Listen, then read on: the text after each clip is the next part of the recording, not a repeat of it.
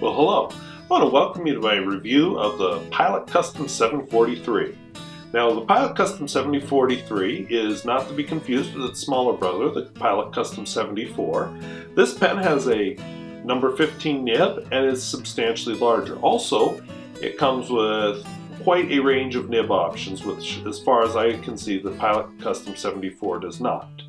I purchased the Falcon nib on in this pen.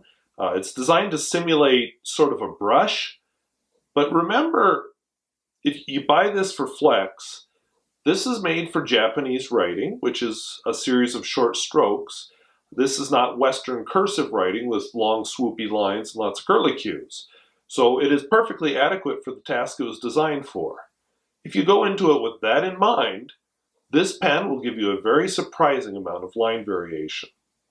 Now, I have this pen inked up with KWZ grapefruit ink, and you can see that the pen itself is fairly plain, black. There weren't a lot of color options. Open it up. Generous feed here. It's plastic feed, but gold nib, but you can see it's a Falcon nib because the little cutouts on the side. And if we open this guy up, clearly not an eyedropper pen because of the metal threads, but this is a Con 70 converter, which does hold a substantial amount of ink. So I am good with that.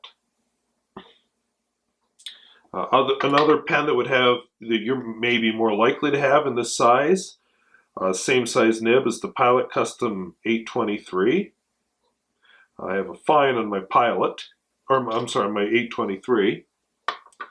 So let's see how this writes with the Falcon nib. Is it worth it? I think you can tell I think it is, but just in case you're wondering. So we'll do the word flex here. Look at that. Now, admittedly, I am writing underneath the camera and across the damaged part of my screen, so I really can't tell what the heck you're seeing, but hope it's good. Let's zoom in, just get a couple lines. Okay. This is a little challenging. A little more pressure. Lots of pressure. About as far as I'm going to push it pressure. So obviously this pen does what it's designed to do. It gives good line variation. It flexes, it does it. So wetness smear test, which you can't read the word smear test. So let's pull back just a teensy bit.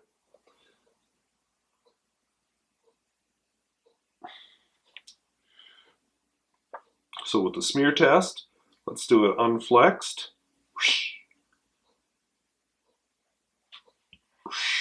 All right, so a lot of ink getting laid down there. Wetness and flow. Normal conditions, it has no trouble keeping up.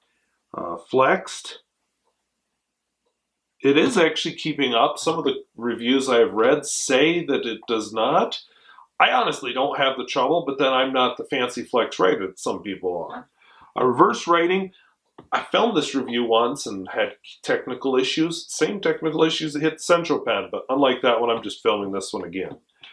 But this was bad. So, yeah. Almost no ink.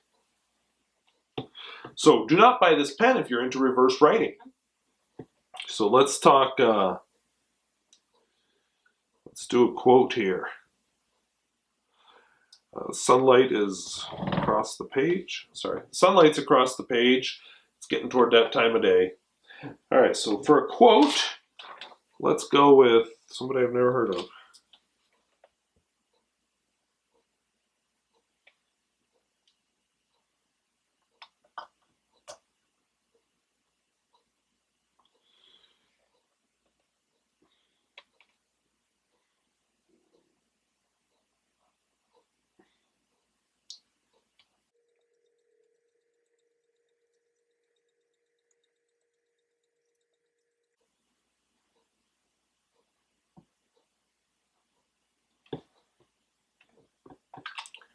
Down the road, I would like to do a video comparison of this pen with the 74, so I will save that for that time.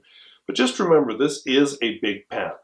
This is a pen with not a lot of color options. I believe it's possible I saw a red, but that was about it. Black, red. So don't look for fancy finishes. This is a pen for writing. That's where it shines, and it does shine beautifully. Now that said, this is a very pricey pen. I wouldn't buy another one. The only reason I bought this one is I wanted a good falcon nib. I actually had the idea of switching it with my Pilot Customs 823, but I decided, no, we're going to leave them where they are, and I'm going to keep both pens. So I do like it, but I wouldn't buy it just for a regular nib. It's just, Pilot makes too many good pens that cost a lot less than this one. So I bought it for something unique. So I hope that was useful. I hope it was interesting. I'll have size and other things on the blog. Just realize that this is a very large pen. So thank you for watching. We'll see you later.